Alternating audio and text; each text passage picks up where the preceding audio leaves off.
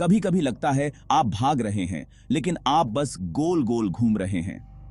देवगढ़ मेरे और मेरी बेटी आरोही के लिए एक नई शुरुआत थी, एक शांत हिल स्टेशन। मैं सिर्फ एक स्कूल टीचर राघव था, शांति की तलाश में। लेकिन पहाड़ों में रहस्य फुसफुसा रहे थे। एक शाम आरोही गायब हो गई। मैंने हर कोना तलाशा, लेकिन शहर वालों की हमदर्दी खोखली थी। मेरी तलाश मुझे पुराने शिव मंदिर तक ले गई। मूर्ति के पीछे मुझे एक सुरंग मिली। अंदर से घड़ी की टिक टिक आ रही थी। मैं अंदर गया। टिक टिक की आवाज तेज होती गई। दीवारों पर अजीब नक्काशी थी। मैं अब सिर्फ एक पिता नहीं था, मैं एक किंवदंती में कदम रख रहा था। देवगढ़ में जीवन एक लूप था, एक टूटा हुआ रिकॉर्ड। आरोही के गायब होने के बाद वही दिनचर्या, वही बातें बार बार दोहराई जाती थीं। लोग प्रतिबिंब लोक की बात करते थे, एक दर्पण की दुनिया, हमारी गूंज। मैंने हर दोहराए गए विवरण को डायरी में लिखना शुरू किया। शहर एक जेल था और चाबी आरोही के पास थी। उसे वापस लाने के लिए मुझे शीशे से होकर जाना होगा, एक अनजानी दुनिया में।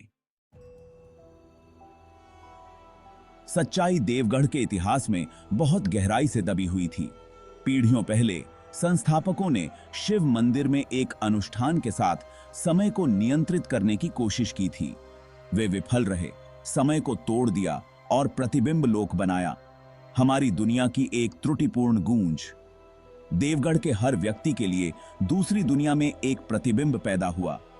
अभिशाप ने दोनों दुनियाओं को एक चक्र में फंसा दिया, वही जीवन, वही दर्द दोहराते हुए। प्रतिबिंब उधार ली गई यादों के साथ जीते थे, अपने भाग्य से अवगत थे, कुछ पागलपन की ओर धकेल दिए गए थे। सुरंग पुल थी, टिक टिक करती घड़ी टूटी हुई मशीन की आवाज थी।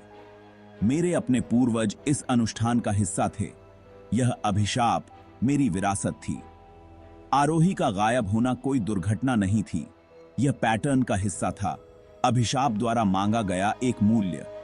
मैं अब सिर्फ एक पिता नहीं था, मैं इस अंधेरी विरासत का हिस्सा था। चक्र को तोड़ने की जिम्मेदारी मेरी थी। आगे बढ़ने का एकमात्र रास्ता सुरंग से होकर अभिशाप के दिल में था। मुझे सच्चाई का सामना करना पड़ा, चाहे कुछ भी कीमत चुकानी पड़े। हर चक्र में एक हत्या शहर के भाग्य को फिर से शुरू करती है। मंदिर के पास एक युवती मृत पाई जाती है, हत्यारा कभी नहीं पकड़ा जाता। भूमिकाएं बदलती हैं, लेकिन परिणाम हमेशा वही रहता है, मृत्यु। और दिन फिर से शुरू होता है। हत्या लूप का एंकर है, अभिशाप का इंजन।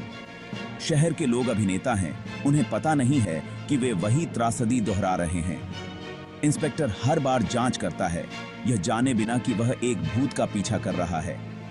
प्रतिबिंब लोक में प्रतिबिंब उसी हत्या, उसी रीसेट को सहन करते हैं। चक्र टूट रहा है, विवरण दुनियाओं के बीच रक्तस्राव कर रहे हैं। प्रतिबिंब हताश हैं, स्क्रिप्ट बदलने की कोशिश कर रहे हैं। आरोही निर्दोष और पवित्र उनके खेल में एक मोहरा बन गई है। वह अभिशाप को तोड़ने की कुंजी है या इसे बदतर बनाने की। हत्या और उसका गायब होना जुड़ा हुआ है। दुनियाओं के बीच की रेखाएं धुंधली हो रही हैं।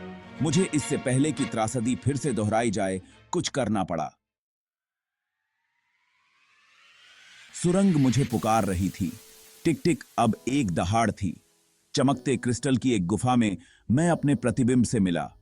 एक और राघव, एक बेजान आरोही को पकड़े हुए। वह प्रतिबिंब लोक से था, हर चक्र में अपनी बेटी को खोने के लिए अभिशप्त था।